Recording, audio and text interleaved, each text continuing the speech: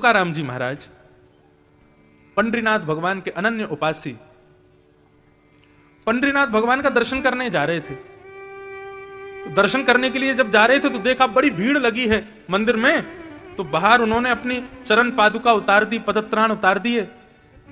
अब चरण पादुका उतार करके जैसे ही लाइन में लगे दर्शन की में, तो बार बार उनकी दृष्टि जावे, मेरी चप्पल कोई ले तो नहीं जाएगा, मेरी पादुका कोई उठा तो नहीं ले जाएगा, अरे मेरी चप्पल ठीक है कि नहीं है। उनके मन में भाव आया, बोले अरे तुकाराम तू दर्शन करने जा रहा है विट्ठल भगवान का और मन में आ रही है चप्पल।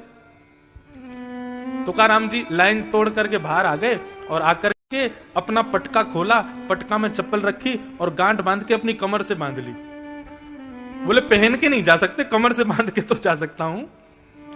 तुकाराम जी का भाव क्या था कि जब मेरा विट्ठल मेरे सामने हो, जब मेरे नाथ मेरे सामने हो, उस समय यदि चप्पल का ध्यान मुझे आ गया ना तो मेरे दर्शन में व्यवधान आ जाएगा। तो कहीं ये चप्पल व्यवधान का कारण ना बन जाए, तो अपनी कमर पे बांध ली और तुकाराम जी चले गए मंदिर में भीतर। अब मंदिर में खड़े थे, सब लोग कीर्तन कर रहे थे, जय जय राम कृष्ण हरि। तभी एक की नजर पड़ गई कि तुकाराम जी ने कमर पे चप्पल बांध रखी है। उसने एक को बताई, एक ने दो को बताई, देखते देखते पूरे मंदिर में हल्ला होने लगा, अरे चप्पल कौन लाया, चप्पल कौन लाया। इतने में तुकाराम जी बोले भैया चप्पल पहन के नहीं आया हूं, बांध के लाया हूं। बोले अरे मूर्ख धूर्त, तू चप्पल भीतर लेके आ गया। तुकाराम जी बोले मेरी बात तो सुनो, मैं क्यों लेके आया हूं, मेरी बात तो सुन लो। किसी ने नहीं सुनी, सब चढ़ गए और महाराज हाथापाई करने लगे और करते करते तुकाराम जी को मंदिर से बाहर कर दिया। बोले तू दर्शन का अधिकारी नहीं है, चप्पल लेके भीतर आया। तुकाराम जी मंदिर के दूसरे कोने में जाकर के बैठ गए और बैठ करके बोले हे विट्ठल, मेरा मन का भाव आपके मंदिर की मर्यादा तोड़ना नहीं था।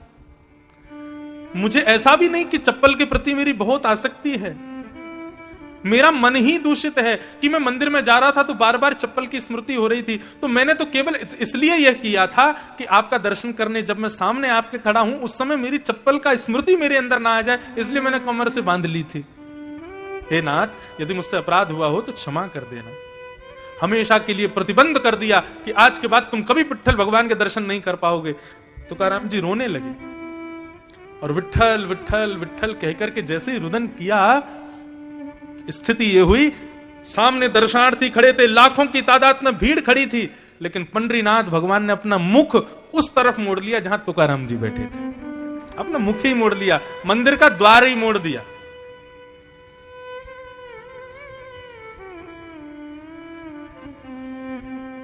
ठाकुर जी को सबसे प्रिय भोग, सबसे प्रिय प्रसाद, सबसे प्रिय सुगंधी, सबसे प्रिय आभूषण, सबसे प्रिय वस्त्र यदि कोई है तो वो केवल अपना भक्त है। जब उनका प्रिय भक्त सन्मुख आता है ना तो उसको देख करके ही ठाकुर जी तृप्त हो जाते हैं, मतलब मानो भोग लग गया। जब उनका भक्त अपने नेत्रों से अश्रुपात करता है, ठाकुर जी मानो उसी से स्नान कर लेते हैं। जब उनका भक्त सामने खड़ा होकर के दोनों भुजाएं ऊपर करता है, मानो उसकी भुजाओं से ठाकुर जी इत्र लगवा लेते हैं। जब उनका भक्त दंडवत प्रणाम करता है, मानो उस भक्त के सारे विकारों को ही भोग रूप में ठाकुर जी पा लेते हैं। तो भक्त ही सर्वस्व है ठाकुर जी का। यदि कोई उसका अपमान करता है, कोई उससे बैर करता है, कोई उसको दूर रखता है, तो वो कितना भी बड़ा भक्त हो, ठाकुर जी उसको स्वीकार नहीं करते।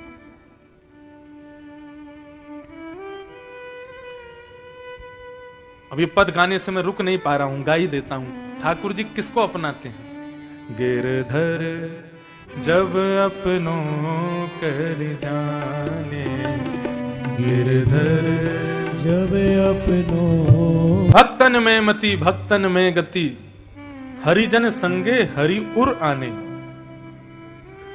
जिसकी भक्तों की सेवा में बड़ी निष्ठा हो, ठाकुर जी का वो अति प्रिय है।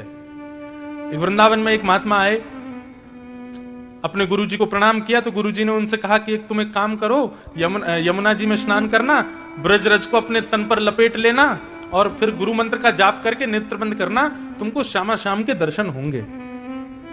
उसने कहा ठीक है।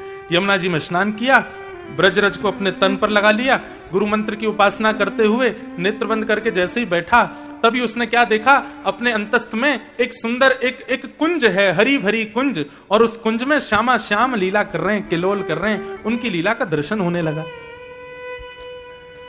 दर्शन करते करते अति आनंदित,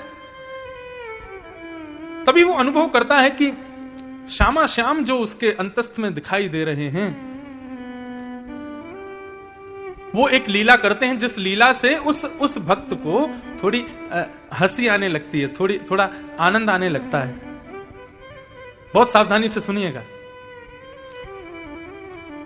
अब जिस समय उसको हंसी आती है, उसी समय सामने से एक ब्रजवासी वो जा रहा होता है और वो विकलांग होता है, एक पैर नहीं होता उसका।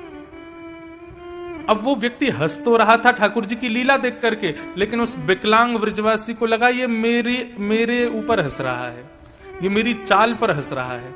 और स्थिति क्या हुई, जैसे उसके हृदय में आया कि ये मेरी चाल पर हंस रहा है, ऐसी भावना आते ही उसके हृदय से ठाकुर जी अंतर्ध्यान हो गए, उसके हृदय से ठाकुर जी चले गए। अब वो बार बार आंख बंद करके देखे, बोले इतनी सुंदर लीला हो रही थी, इतना आनंद आ रहा था, श्यामा श्याम आपस में दोनों लीला कर रहे थे, बड़ी प्रसन्नता हो रही थी, अचानक से अंतर्ध्यान क्यों हो गए, नहीं समझ पाया। उसने फिर से जमुना स्नान किया, फिर ब्रजरज को तन से लगाया, गुरु मंत्र की माला जप करके फिर नेत्र बंद किए। कुंज तो दिख रहा है, आवाज तो ठाकुर जी की आ रही है, किशोरी जी हंस रही हैं, श्याम सुंदर लीला कर रहे हैं, ये सब अनुभव तो हो रहा है, लेकिन ठाकुर जी दिख नहीं रहे। अति व्याकुल 3-4 दिन तक जब उसको दर्शन नहीं हुए, दौड़ करके अपने गुरुदेव के पास गया, बोले गुरुजी एक दिन ऐसे ऐसे लीला हो रही थी, ठाकुर जी ने ऐसी लीला की कि मुझे जोर से हंसी आने लगी, मैं हंसने लगा, अचानक पता नहीं क्यों फिर श्यामा श्याम अंतर्ध्यान हो गए, उनकी आवाज आ रही है, चलने की नूपुरों की ध्वनि आ रही है, कुंज दिख रही है, लेकिन ठाकुर जी नहीं दिख रहे। गुरुदेव मुस्कुराए और बोले तुमसे कोई भक्त अपराध तो नहीं हुआ? बोला नहीं भगवान, मैं क्यों अपराध करूंगा, मैं तो अपने सामान्य भाव से केवल स्नान करके ब्रजरज लगा करके केवल ठाकुर जी का स्मरण कर रहा था, इसमें भक्त अपराध क्या? बोले जब